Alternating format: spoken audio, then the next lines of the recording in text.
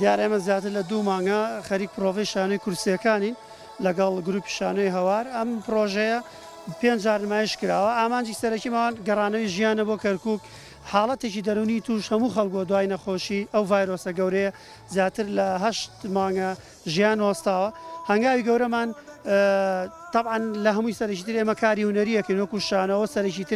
ترین شتە دواتر دەرونی خەڵک ئارامکەینەوە لە ڕێی شانۆ و هونەرەوە خەڵک ئارامکەینەوە بەرەو ژیانەوە.